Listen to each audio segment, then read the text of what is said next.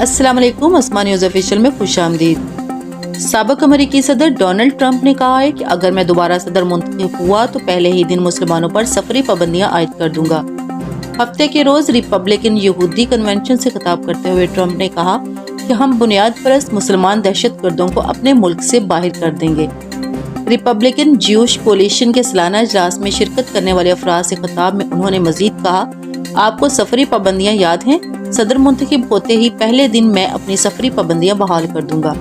2017 میں اپنے عہد صدارت کے آغاز میں ٹرمپ نے ایران، لیبیا، صومالیہ، شام، یمن اور ابتدائی طور پر عراق اور سوڈان کے مسافروں کے داخلے پر بڑے پیمانے پر پابندی 2017 میں اپنے عہد صدارت کے آغاز میں ٹرمپ نے ایران، لیبیا، صومالیہ، شام، یمن اور ابتدائی طور پر عراق اور سوڈان کے مسافروں کے داخلے پر بڑے پیمانے پر پابندیاں عائد کر دی تھی۔ اس حکم کو فوری طور پر متصابانہ قرار دیتے ہوئے امریکی عدالت میں چیلنج کیا گیا تھا، لیکن ٹرمپ کے سخت گیر امیگریشن مخالف ایجنڈے سمیت اس طرح پابندیاں ان کے حلقے میں انتہائی مقبول تھیں۔ صدر جو بائیڈن نے 2021 میں منصب صدارت سنبھالنے کے بعد پہلے ہی ہفتے میں اس پابندی کو واپس لے لیا تھا۔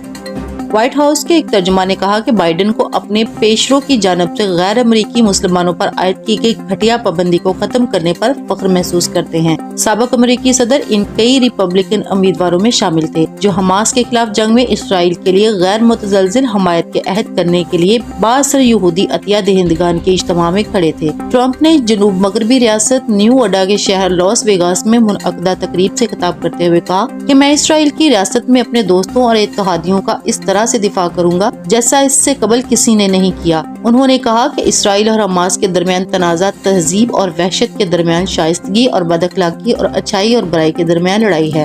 اس اجتماع کے دوران حاضرین کی جانب سے انہیں خوب سراہا گیا کیونکہ انہوں نے اپنے حریف جو بائیڈن کی بجائے ان کی انتظامیہ کو تنقید کا نشانہ بنایا۔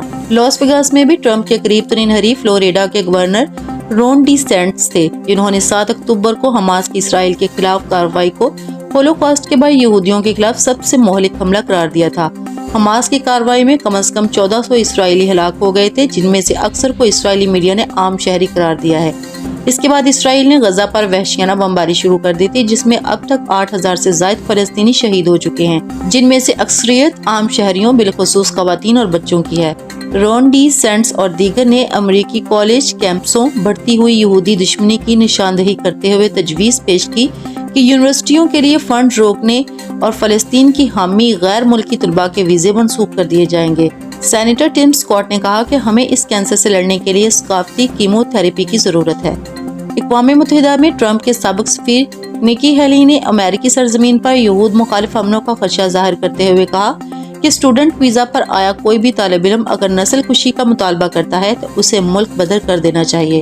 اگلے سال ہونے والے صدارتی انتخابات کی دوڑ میں شامل واحد خاتون امیدوار نے کہا کہ بطور صدر میں یہود دشمنی کی باضابطہ وفاقی تعریف کو تبدیل کروں گی اور اس تعریف میں اسرائیل کے وجود کے حق سے انکار بھی شامل ہوگا، اور تجویز پیش کی کہ وہ ایسے اسکولوں سے ٹیکس چھوٹ واپس لے لیں گی جو یہود دشمنی کا مقابلہ نہیں کرتے۔